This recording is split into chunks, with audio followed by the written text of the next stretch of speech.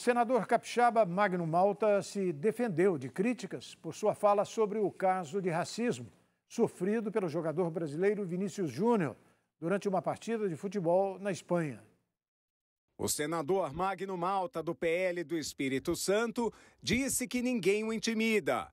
O congressista fez referência à repercussão de sua fala, em que afirma que a mídia revitimiza o jogador brasileiro Vinícius Júnior e o questionamento de onde estavam os defensores da causa animal na circunstância de ofensa a Vini Júnior. No último domingo, o atleta do Real Madrid foi chamado de macaco pela torcida do Valência no decorrer de uma partida de futebol na Espanha. Sou pai adotivo de uma criança com síndrome de Down. Eu sou pai de uma negra. Eu sou negro. Sou filho de negra. Fiz uma analogia para defender o Vini Júnior. Não é má vontade, é mau caratismo mesmo. Mas ninguém vai me impedir. Ninguém vai fazer graça e achar que vai me amedrontar, porque não vai. Ele também afirmou que fez a analogia porque é um homem respeitador. Por fim, Magno Malta relembrou o caso de racismo contra o jogador Daniel Alves. Quando jogaram uma banana para Daniel Alves,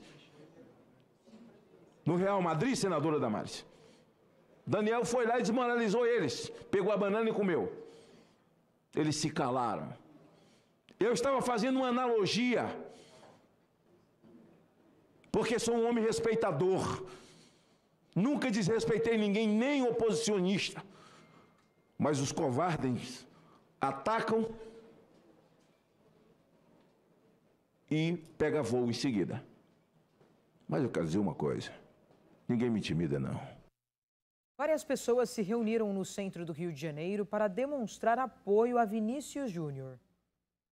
Vinícius Júnior tem sofrido do outro lado do oceano, mas tem o apoio dos brasileiros nessa luta. É o que mostrou uma manifestação no centro do Rio de Janeiro em apoio ao jogador, que sacudiu o futebol espanhol ao reagir aos insultos racistas sofridos em diversas ocasiões. Aquele é um exemplo do que todo negro sofre. Ele, como é um jogador de destaque, então incomoda. Então tudo que ele faz, ele sofre repressão. No jogo do último domingo contra o Valência no estádio Mestalha, Vinícius voltou a ser chamado de macaco, mas denunciou o ataque durante a partida e chegou a ser expulso. Mas o cartão vermelho foi retirado. Esse aqui é saber que o que aconteceu com o Vinícius não é um caso isolado, pelo contrário, faz parte de todas as vezes que o racismo tenta nos excluir do espaço. O racismo quer que a gente faça gol, quer o nosso talento, mas quer a gente falar. Então a verdade é que a gente está aqui para o Vinícius saber que ele não está sozinho, que essa é uma luta coletiva de todo o movimento negro do Brasil e do mundo. Na quarta-feira, o técnico do Real Madrid garantiu que o atacante se sente bem depois das manifestações de carinho recebidas depois do ocorrido. Nessa semana, 7 pessoas chegaram a ser detidas por ofensas racistas a Vini Júnior, 4 em Madrid e 3 em Valência. Porque o racismo foi um conjunto do povo não branco. 3 anos se passaram desde que um policial branco colocou o joelho no pescoço de George Floyd, sufocando e matando o afro-americano. A tragédia provocou fortes protestos em todo o mundo contra o racismo e a violência racial. Mas, afinal, houve mudanças a partir do fatídico episódio? Essa área em Minneapolis, em Minnesota, no norte dos Estados Unidos, é conhecida como George Floyd Square.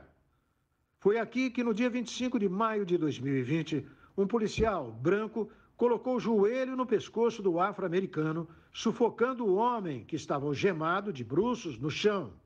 A morte de Floyd, de 46 anos, provocou grandes protestos em todo o mundo contra o racismo e a brutalidade policial, sob o slogan Black Lives Matter. 3 anos depois, sua tia acredita que houve mudanças. Depois de sua morte, o mundo inteiro mudou. A questão é se você quer ou não fazer parte da mudança. Há muitas coisas que mudaram. As leis de contenção pelo pescoço de Minnesota foram revogadas, proibidas. E as pessoas sempre perguntam, você acha que a situação está melhorando? Sim, em Minneapolis houve 6 policiais condenados em 3 anos. Um deles uma mulher branca. Isso antes nunca teria acontecido.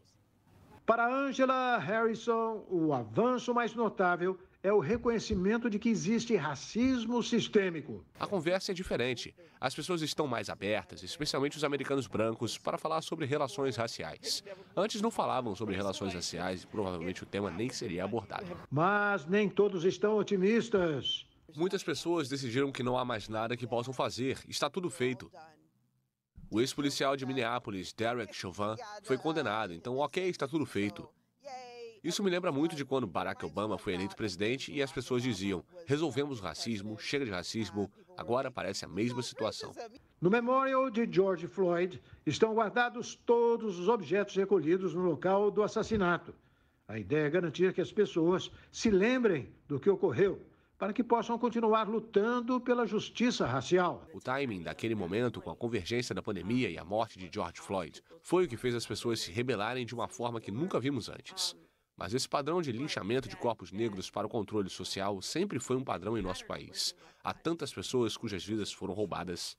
Uma investigação no ano passado concluiu que a tragédia ocorreu em um contexto de discriminação racial generalizada dentro das forças de segurança da cidade. Em março deste ano, Minneapolis anunciou que havia aprovado um plano para reformar a polícia. Mas para muitos ainda há um longo caminho a percorrer. É quase como se tivéssemos dado 5 passos para frente e depois 15 para trás. Ontem perguntei aos meus amigos, até ao meu pai, você acha que houve uma mudança? E eles, que são todos negros, disseram sem hesitar, não.